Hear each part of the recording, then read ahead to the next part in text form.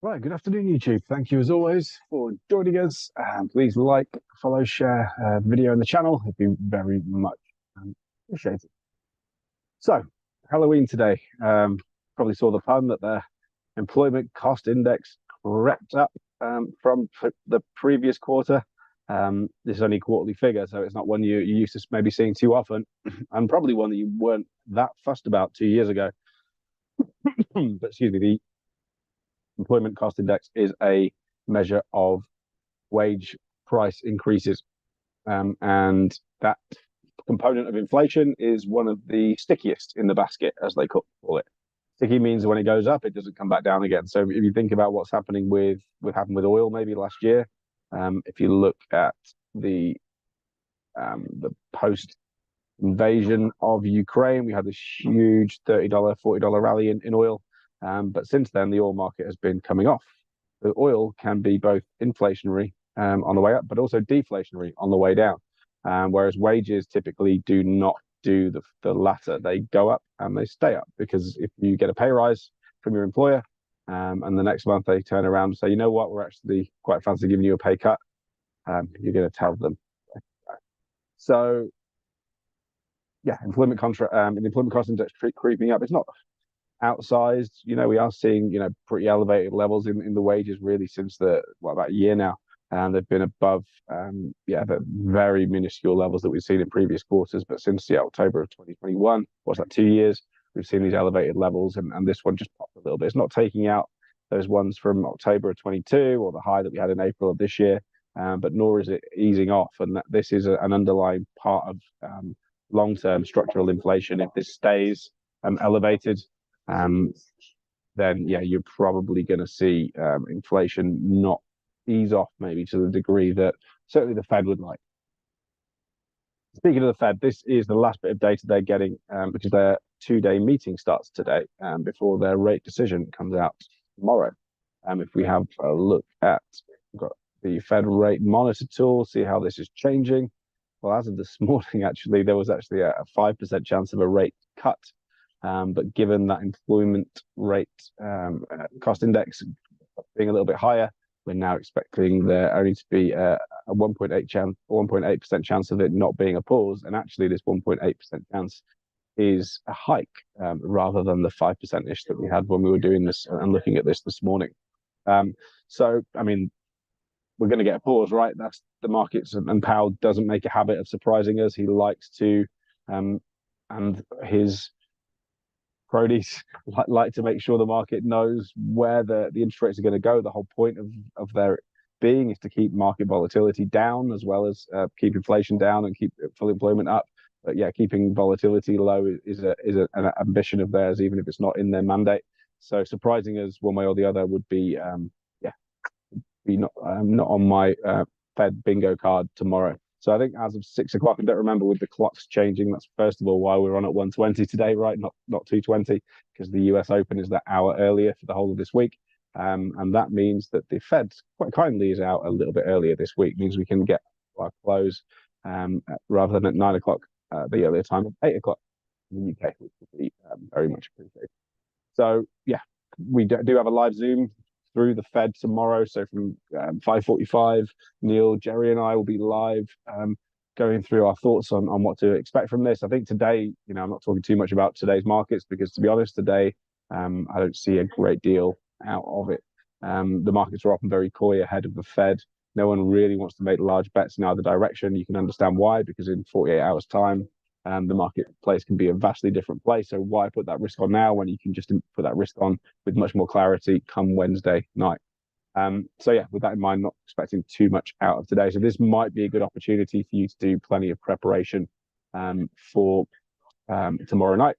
Understanding the press conference, because that's really what moves the market here. The data, as I say, I'm expecting not a great deal out in terms of the number. We're also not getting a dot plot tomorrow. Or a summary of economic projections. We only get that every second meeting. We had it the last one, have it at the next, but not this one. So there's not going to be a lot at 6 o'clock tomorrow. I think 6:30, when Powell gets to the podium, that will probably be when the markets look their liveliest. And normally within half an hour, 45 minutes, we get a real clear direction of where this is going to go. So fingers crossed we can get something similar than that. for that today, because this is often where this office makes it. Um, so what else have we got? We've got the month ends. Those of you who are on with us know how to trade these. Those of you who don't, and this is often a really nice time to trade. So I would be keeping a close eye on closes for various markets, because these are where do a lot of their action. So do bear in mind the closes today and that earlier time, not 9 o'clock, 8 o'clock in the US. If you want to be trading the close at 7:50 when we get the market on close stuff, will probably be a potential trigger if you wanted to trade on that one. So what happened on this employment cost index? I know it's not a number that we pay a great deal of attention to. So we saw it higher than expected. You'd expect stronger dollar out of this. And a weaker gold. That's exactly what we saw. Gold from the weekly value highs went straight to the weekly value lows within what, half an hour or so. The dollar yen's probably one to look at today, given how topical this is. And we're seeing the dollar yen creep up. Well, this is a level I was keen to have a look at. When just about to nudge the 151 level within a midgie's willy of that at the moment. We look at the previous action. Last time we had one day, the day of intervention, when it traded at this price. We have not closed at this price for way over a decade. So you'd be looking a long way back in history to see a close as high as this. To me, this suggests some sort of intervention is likely to ensue. How do you catch that? Well, I mean, it's incredibly tricky. There's such nasty action going on in these markets. The 320 move was not great. And then we had some more little wobbles here at just after 9 o'clock. There's been some horrible action in the dollar yen, or all the yen pairs really over the last couple of weeks. This one was another nasty one. We obviously had the big one back from early October. There's been a couple more in between as well. So just be conscious. I mean, I'm not sure how you'd want to trade this. I know the retail platforms aren't good at honoring your fills. So yeah, using stop orders underneath maybe isn't the smartest way to play this, because you will probably get filled at the low and stopped at the high. So maybe just averaging in if you wanted to get short at a level, 151s, 152s, big wide stops. But there is a big chance that this could roll over at some point. I wouldn't be surprised to see some intervention over the 7 days as well. We shall see. Maybe they'll wait till after the Fed, because if the Fed is somehow going to be dovish, then that might take some pressure off the yen. I don't see that though, and maybe that it's post Fed. They might do something Thursday, Friday of this week. Let's see what we get through.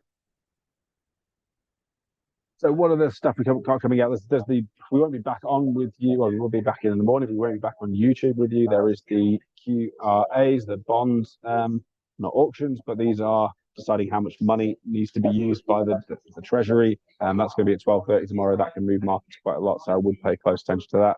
Between now and then, we've got consumer confidence, really not a big number for me, as much as it's deemed as high impact on most of these calendars. You'll find that a 3-tier system probably doesn't really do this justice. It's probably about a 5 out of 10. And I typically will wait for something a little bit more interesting than that. So yeah, not too fussed about the data. To be honest, not too fussed about much trading this afternoon.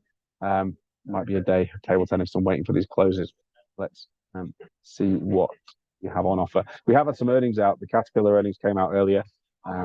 Interesting to see how this all plays out, because we had Caterpillar pop on the data, which popped the Dow up. But since then, it's been selling off aggressively in line with the Dow. So the Dow's had quite a day, actually.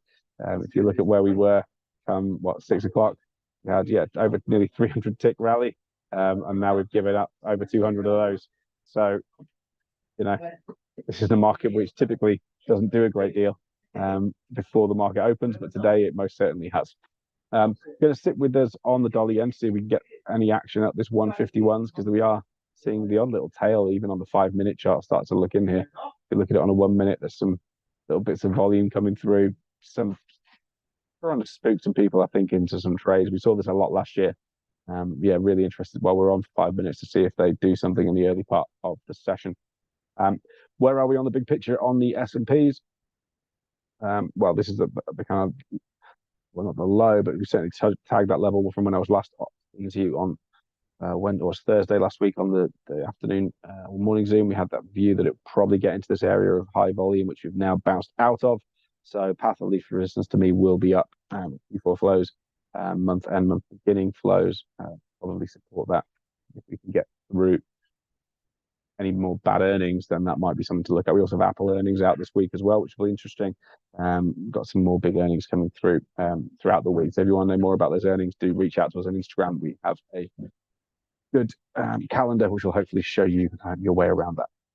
So yeah, short-term picture, what's happening to the Dow? I would have thought this would be on the weaker of the three, given the move out of Caterpillar was less favourable than maybe you might have expected after the first minute or two. And that is selling off pretty rapidly on the open, already down, 60 ticks in that first 45 seconds or so. So yeah, the open's proving again to be really nice price action moves based on in the direction of these earnings flows. So do bear that in mind. The earnings season, we're about halfway through it now, so there's not a lot of time before you have to wait until next year for this stuff. So yeah, where are we now? Nearly 75 down on the Dow. Granted, we are seeing weakness in the other indices. The Nasdaq is off a little bit too, albeit only like 18 ticks. So any sort of spread trade you were putting on with a short Dow, long S&P, short Dow, long Nasdaq will be paying out pretty nicely at the minute. I'm not really too keen on getting carried away with the action. Certainly, the first half an hour. I'm going to ease my way into today, and as I say, probably do a little bit more close. So with that in mind, I'll have a flick back to the dollar yen. Have they been up to any funny business? Not in the minutes since we were last looking at it, but do watch this. We are very close to another big figure level within 10 ticks either side of this. There's often some strange moves. So let's see what the Bank of Japan and UADA have in store for us for the remainder of the week. But loads going on, big earnings, huge rate decisions. Powell always good value for market moves, plus this bond stuff tomorrow midday, and month end between now and then. So hopefully there's plenty for you lot to peek into. Fingers crossed. Another good week. Right, catch you on YouTube next week. Gerald will be back with you